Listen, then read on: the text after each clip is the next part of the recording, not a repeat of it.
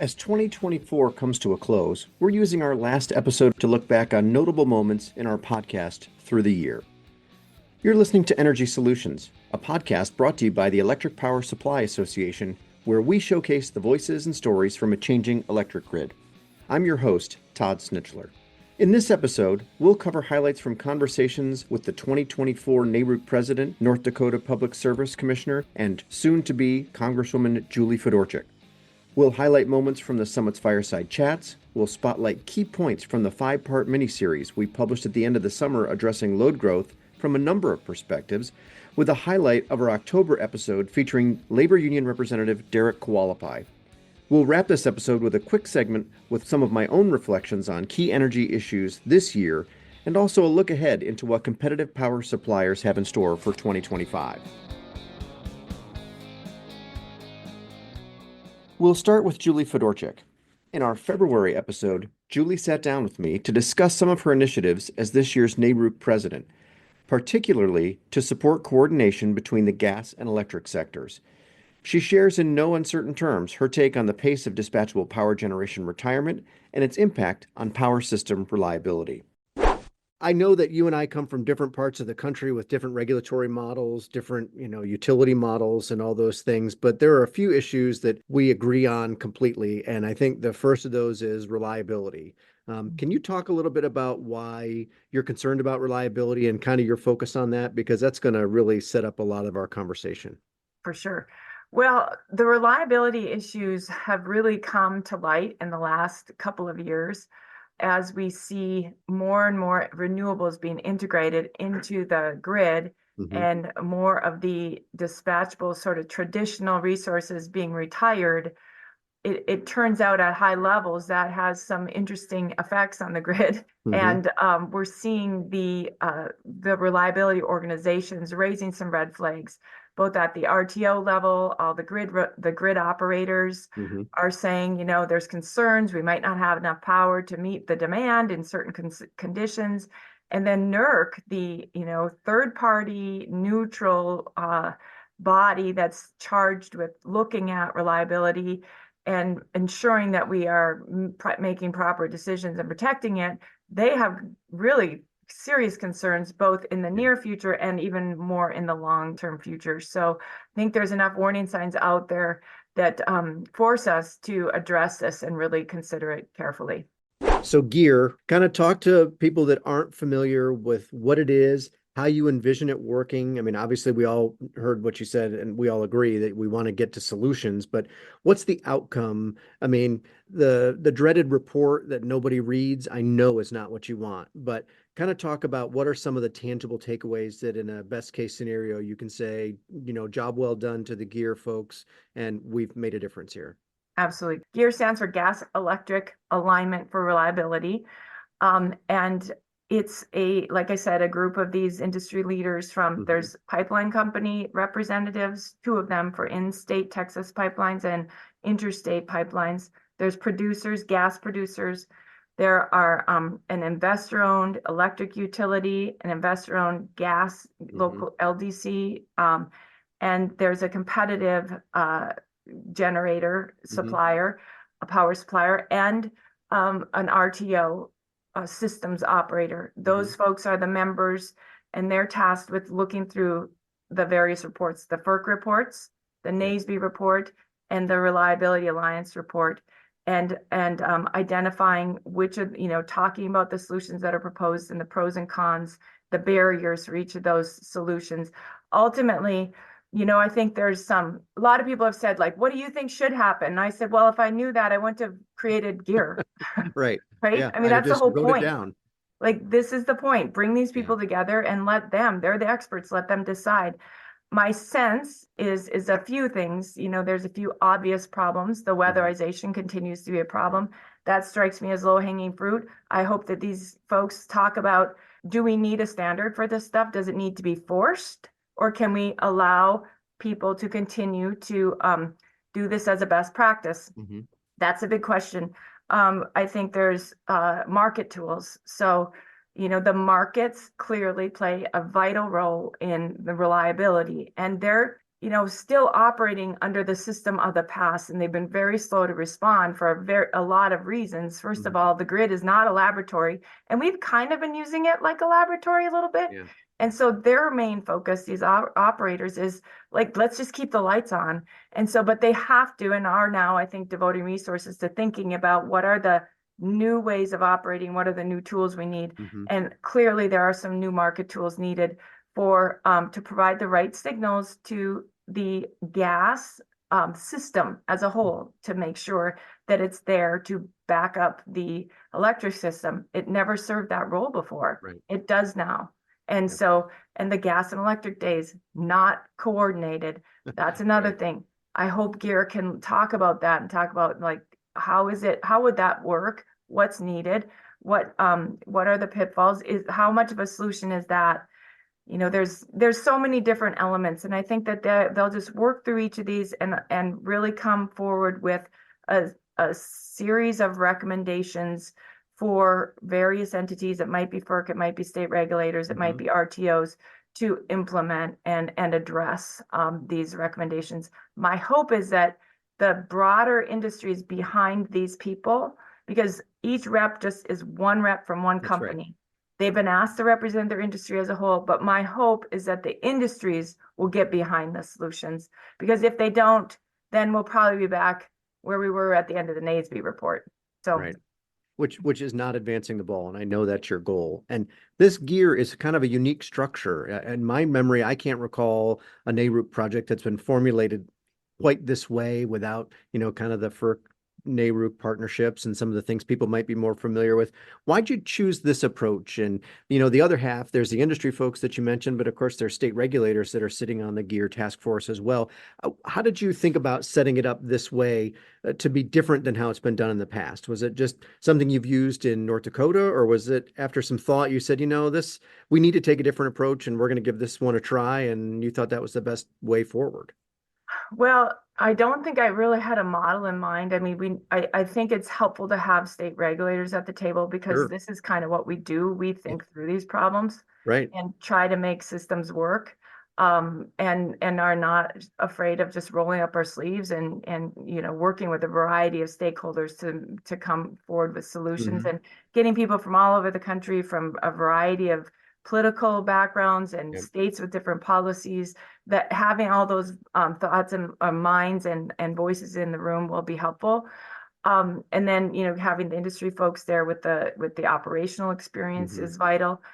I guess I just thought that this would be the best way to get some results and move beyond just celebrating the problems to real solutions. And quite honestly, we can't afford any more big disasters. We're lucky this has been a mild winter, and it really has, because there's warning signs galore out there that under certain conditions we don't have enough power to meet demand, and that doesn't work in the winter in a good chunk of this country.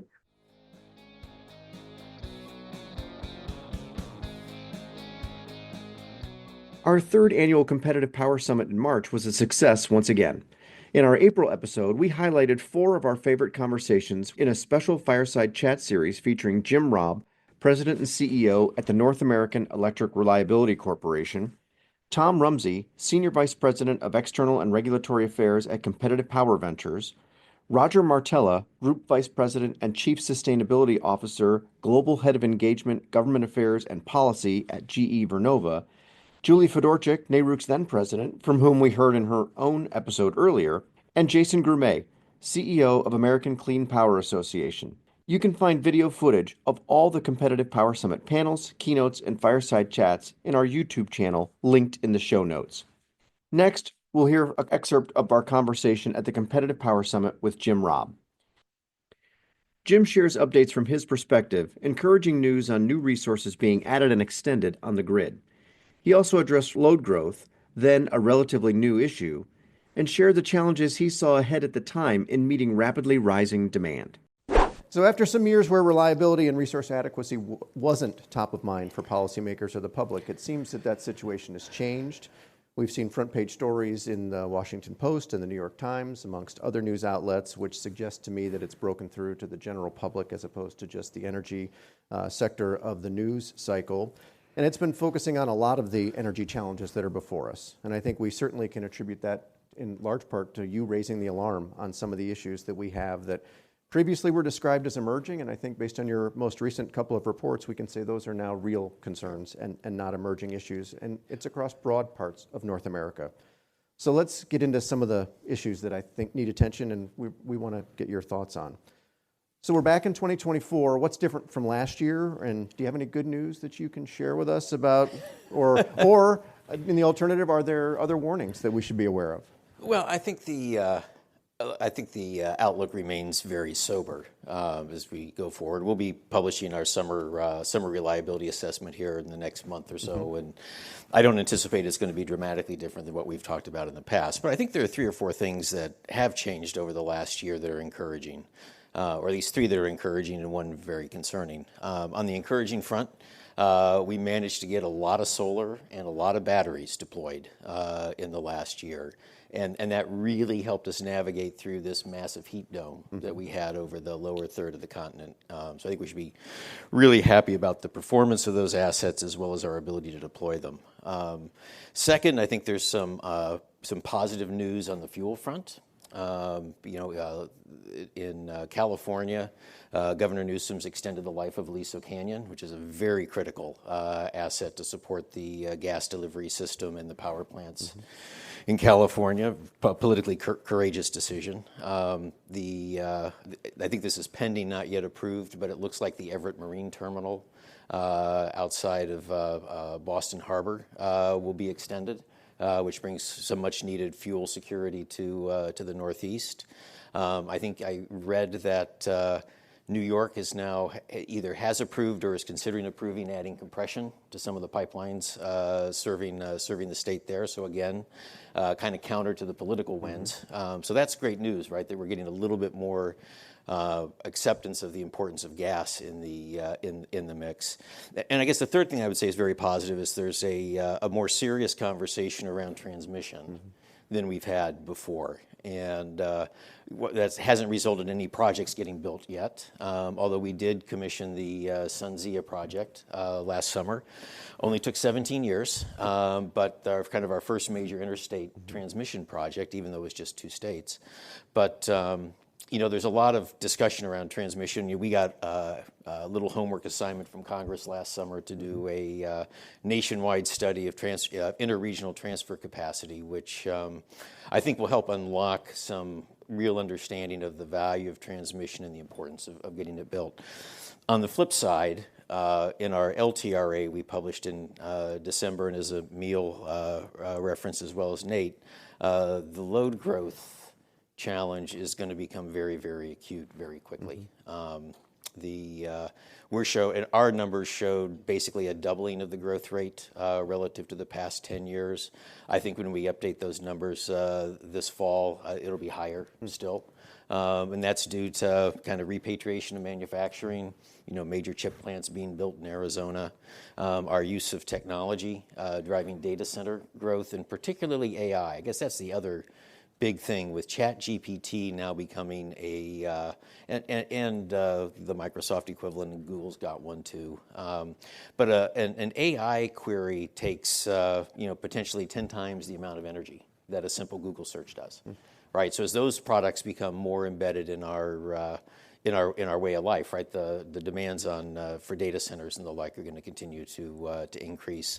And then, who knows exactly where we're going to go on electric transportation and building electrification, but there's a lot of policy kind of pushing to accelerate those trends. So, right now, electricity, I mentioned this last night, electricity is about 20% of end-use energy consumption. And electricity, of course, isn't an energy source, it's just a delivery mechanism.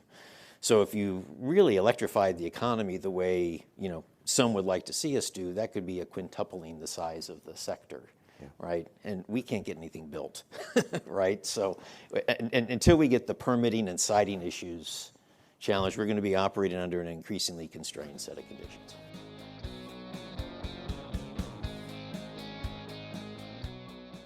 Jim Rob's discussion of load growth, which was, as I've said, still a developing story at the time, directly relates to this next excerpt from our August and September episodes.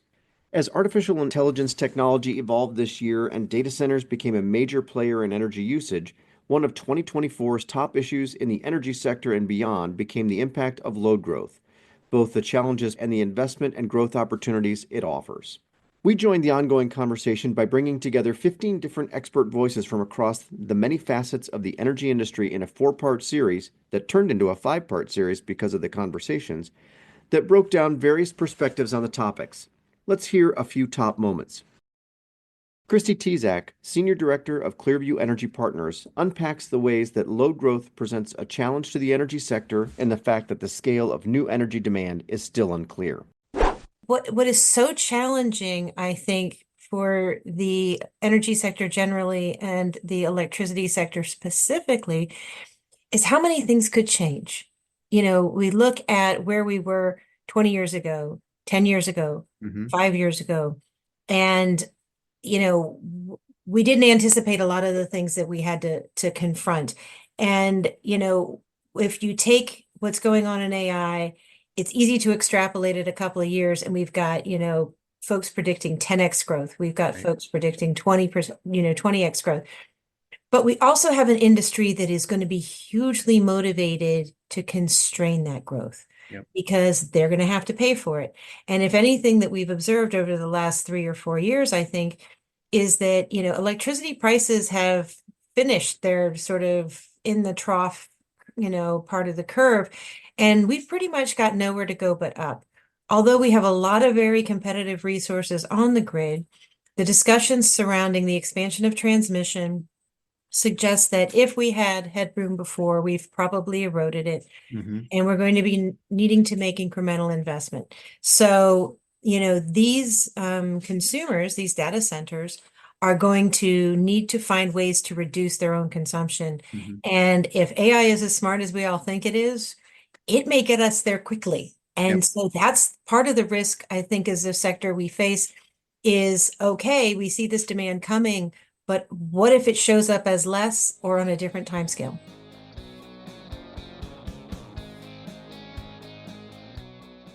Aftab Khan, Executive Vice President of Operations, Planning and Security at PJM Interconnection, takes us back to the beginning of data center development and shares what data center demand growth looks like in PJM. We first started hearing about data centers and their potential large impacts probably about a decade ago. And at first, it really wasn't much, and it was overshadowed by other factors bringing down load like distributed solar and energy efficiency. But that balance over the last few years has started to turn. It was probably early to mid 2022 that we started to see the first reports of really large load increases from the data center alley in Virginia, mainly around Loudoun and Prince William counties. And since then, there's been just a rapid increase in forecasted data center loads, really driven by AI-related kind of growth. Sure. How much does it look like will be needed in the way of new energy to support AI and data centers, but also reshoring of manufacturing as a result of the CHIPS Act and some of the other things that we see happening in the United States? I'm sure you're planning for a range of potential outcomes. Yeah, absolutely. So, we do a formal load forecasting process at PJM, and in early this year, we had issued our 2024 load forecast report, which goes out about 15 years. And just looking at this summer, we were expecting a peak load of a little over 150,000 megawatts. And we currently have AI and data centers comprising about 4% of that peak, so roughly around 6,000 megawatts. Okay. But as we look out, by 2030, we forecast that data center load to triple to about 12% of our peak load. So that would be about 20,000 megawatts.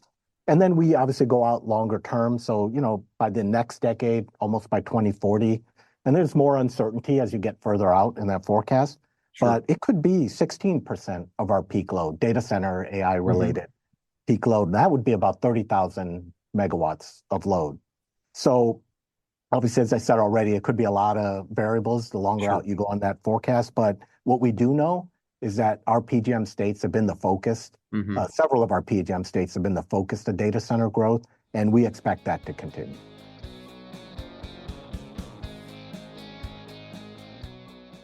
In part 3 of the Energy Rush series, we heard from some of America's competitive power suppliers who continue to meet the moment by investing in emerging technologies and building out a diverse mix of resources to support reliability, sustainability, and cost savings in a rapidly changing grid. Kelly Speaks Bachman, Executive Vice President of Public Affairs at Invenergy, shares the many projects that they are working on and emphasizes the ways competition spurs power suppliers towards the common goal of meeting increased demand. What are the benefits of developing these projects in competitive markets? I know that's kind of where you and I come from. Yeah. It's also one of the areas that Invenergy is heavily invested in. So do Yeah. you have thoughts about how that fits and the ability to deploy differently than maybe in other parts of the country? Yeah, well, I mean, it's certainly not without its challenges and risks, but we really think, especially with demand growing like we've never seen before, more clean technology companies and innovations are coming on, and competition just makes us all work harder and perform better, right? So that's what we're doing. It can impact pricing and affordability for consumer, but it also spurs innovation, like that HVDC project, like the grid enabling technologies that we're seeing more of that come out, like working on hydrogen and trying to figure out what we can do to meet this increasing demand, because it's coming fast.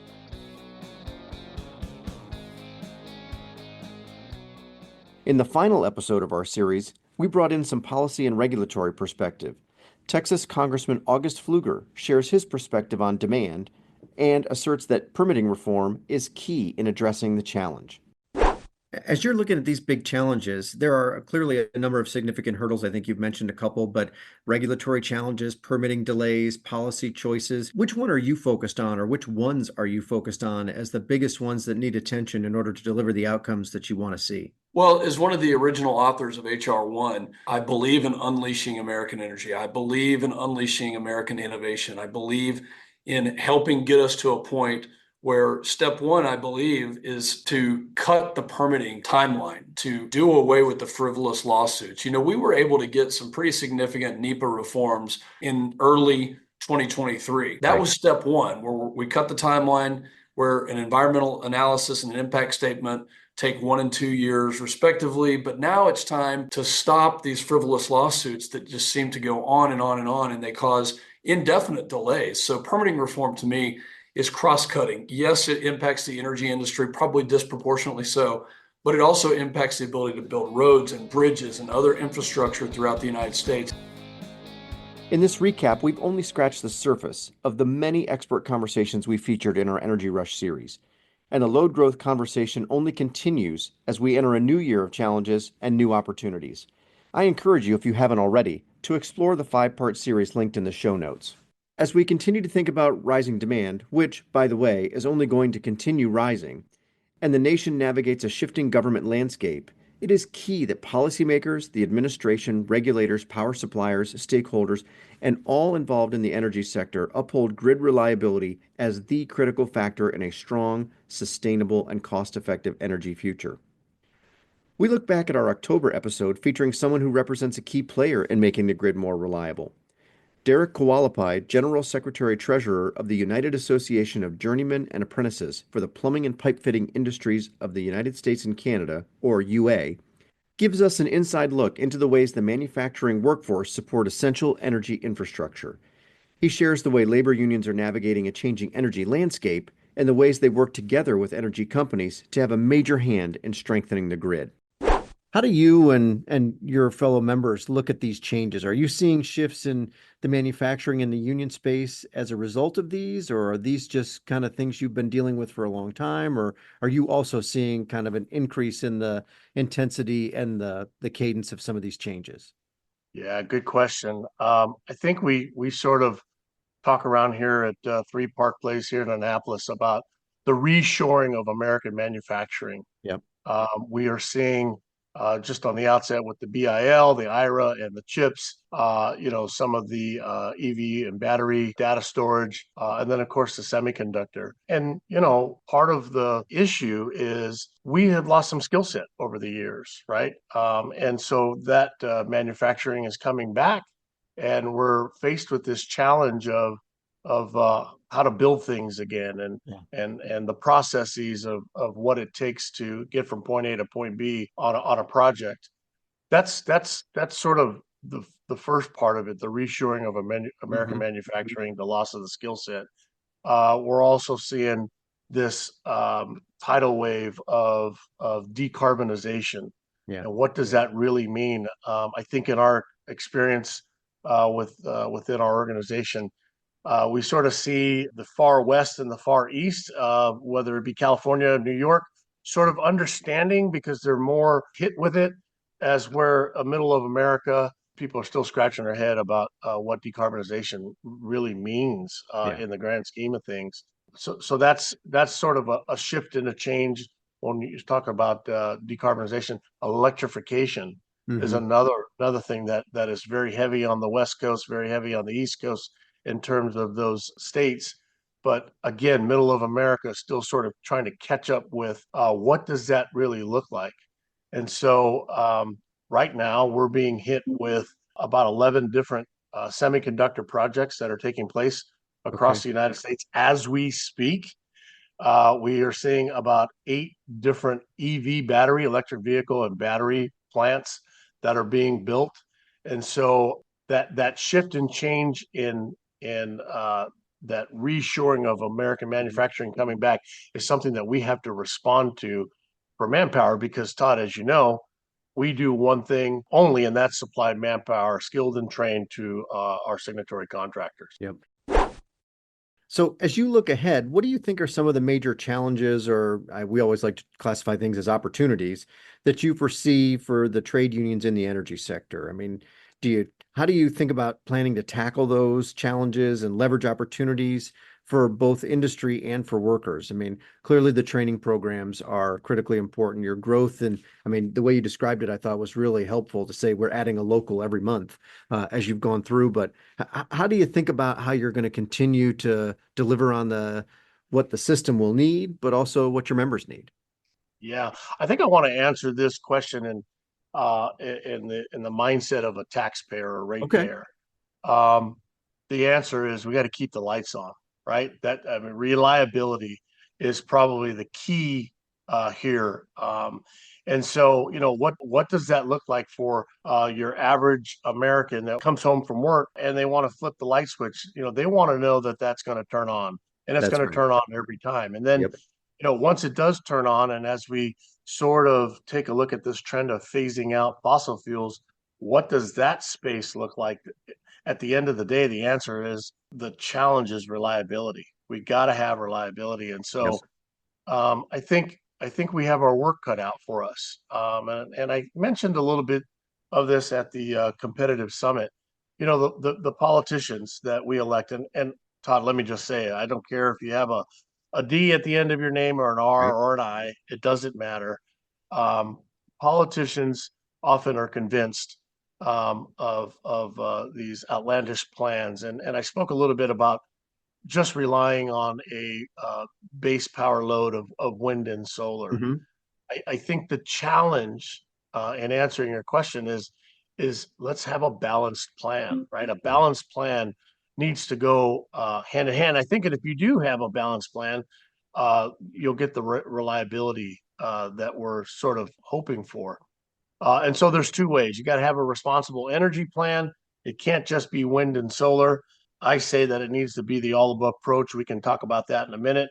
But it's also about getting energy transformation right? If we don't get energy transformation right, we're gonna have blackouts, we're gonna have brownouts, we're gonna have skyrocketing electrical bills. So we really gotta, I think, key in on those 2: responsible energy planning and getting energy transformation right.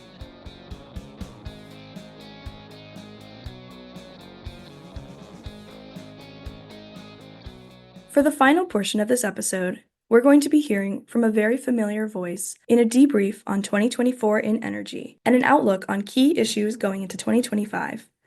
I'm Frances Owen, EPSA's podcast producer and communications associate, and joining me today in the guest chair this time is EPSA's president and CEO, Todd Snitchler. Todd, thanks for being here. We've had a very busy and exciting year in the energy sector. When you look back on this past year, both what are some positive highlights that come to mind, and also what do you see as the top issues or challenges that define this year? I appreciate the easy question right out of the box, Francis. So I'll talk about the positive highlights that I think come to mind first. I think we have seen industry do a number of things in response to challenges or issues that have been put before us.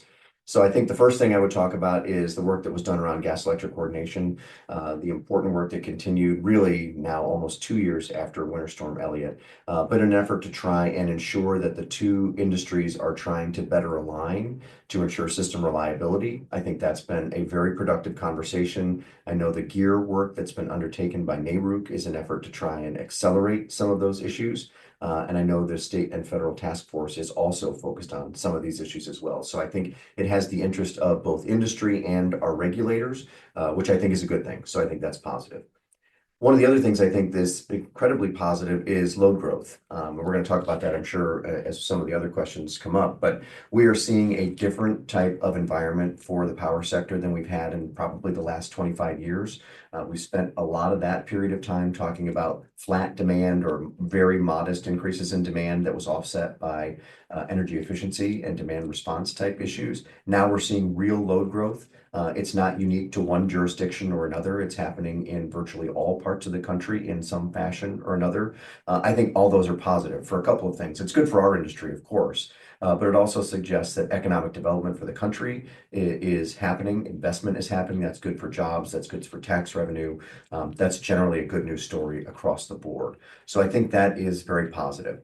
I think the last thing I would offer on my list of positives is that we're seeing industry respond in a way that is trying to meet the moment in a really important time. And they're trying to do so in a way that is driven by market signals and by investment signals that are sent so that the right amount of resources are procured at the right time that can be delivered to the consumers that need it most. And of course, that really leads into some of the top issues or challenges. So maybe we call it an opportunity that we saw this year. And that's really the growth of the need for large load, call it hyperscalers or data centers, AI, whatever label you want to put on it.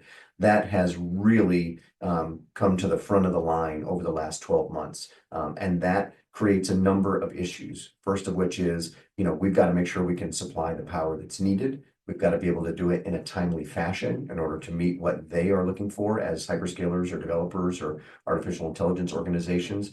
And then there's a number of supply chain issues that come along with that, including getting the turbines, getting the equipment that you need in order to construct the facility and respond. And so I think we're going to be dealing with a lot of these issues in real time. The example sometimes given about building an airplane in flight, I certainly feel like this is another occasion where we're going to have the opportunity to try and do that. But I'm confident that the industry sectors, both the utility and the competitive power suppliers and competitive generators, will be able to do that. So earlier in this episode, we actually covered our podcast series focused on none other than load growth. Speaking to the host of the podcast, I'm curious how you're seeing this phenomenon playing out in the past few months and what it looks like for the future. What cues should competitive power suppliers really be taking as the load growth story continues? Yeah, I think that's a great question. And in our conversation before we started that really it's only been 2 years since the first ChatGPT program was kind of publicly available. And that gave people an opportunity to kind of see what is this thing that people have been talking about. And both the number of stories and the utilization of the technology have really skyrocketed since then. So what do I think we should be thinking about from our sector?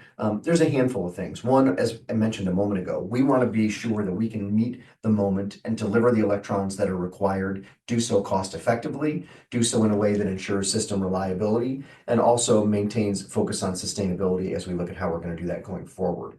I think part of the other issue that we need to think about is how is the entire industry calculating what that demand looks like. Everyone has seen the load forecasts. They're all up, which is a positive, as I noted a moment ago. But there's some pretty big differences in opinion about just how large that load growth is. Is it, 10% year over year? Is it 2% year over year? Is it something less than that? And it does vary by region.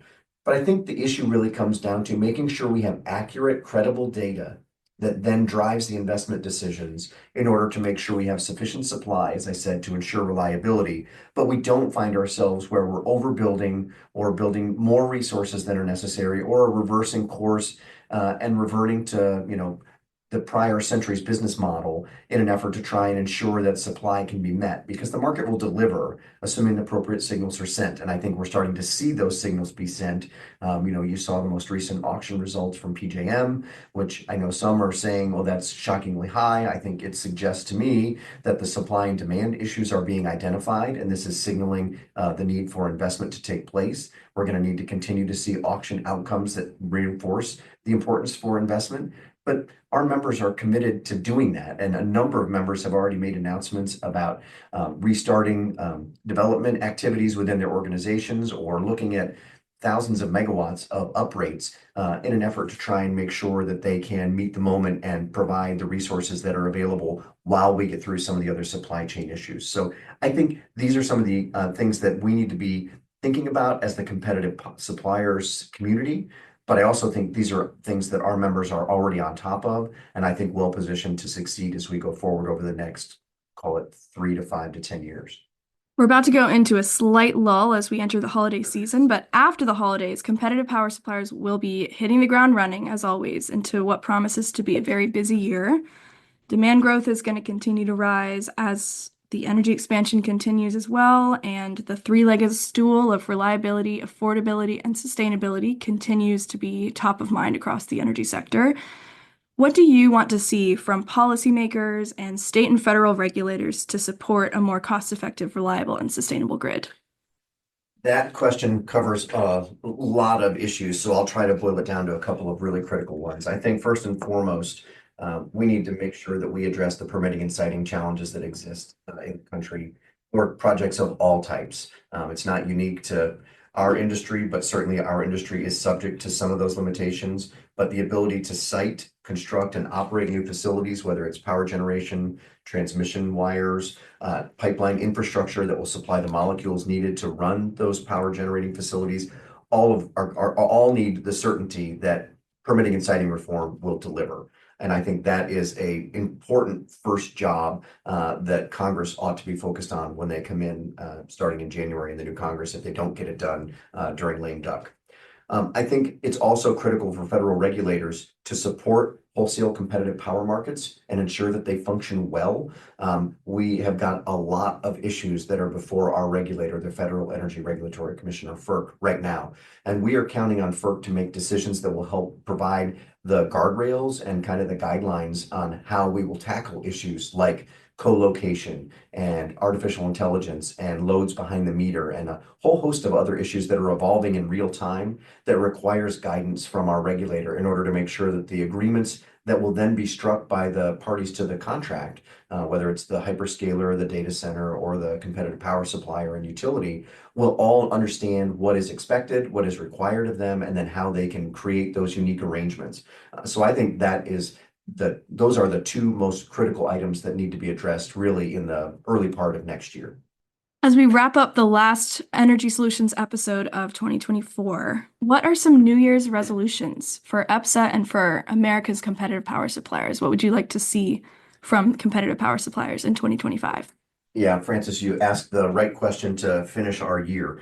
I think two things. One, I think we will continue to see our members do the right thing when it comes to addressing the demands on the system and ensuring reliability. I think that focus will not change. So I think that's a continuing resolution that goes year to year. In fact, we never take our eyes off the ball when it comes to that.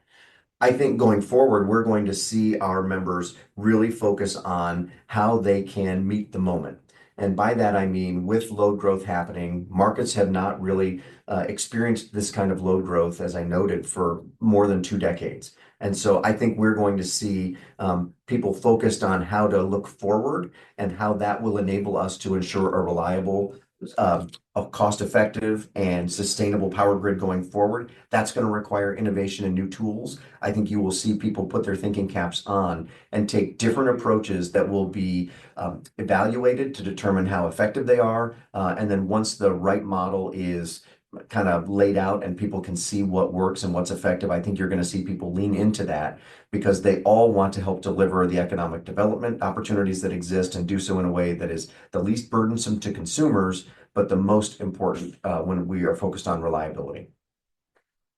Well, thank you very much, Todd, for your time, and we'll see you right back in the host seat in the new year. Thank you, Francis. I failed to mention one thing, and I want our listeners to hear about it, and that's April 2nd, 2025. EPSA will be holding our 4th annual Competitive Power Summit here in Washington, D.C.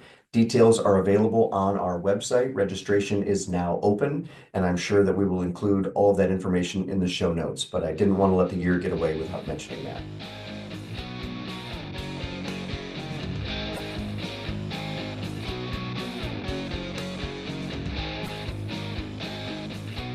This year, like each one before it, has been anything but boring. We at EPSA wish you happy holidays, and we hope that you'll be able to find time as the year closes to rest and recuperate before we all hit the ground running in 2025. We look forward to continuing to bring you more voices and perspectives on energy solutions as we enter a new year. Thanks for listening to Energy Solutions. If you like this episode, please share it on social media or with your coworkers, friends, and family. You can also connect with us on X at EPSA News, on LinkedIn, and on Threads at Electric Power Supply. And subscribe, follow, leave a rating, or comment on Spotify, Apple Podcasts, Pandora, YouTube, or wherever you listen to podcasts.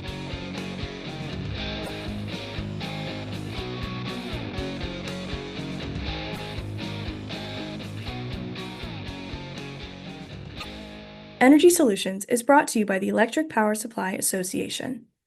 EPSA represents America's competitive power suppliers, which bring about 165,000 megawatts of power generation resources to customers throughout the United States. The music in this episode is written, produced, and performed by Let Me Hold That Ltd. Discover the power of competition at www.epsa.org.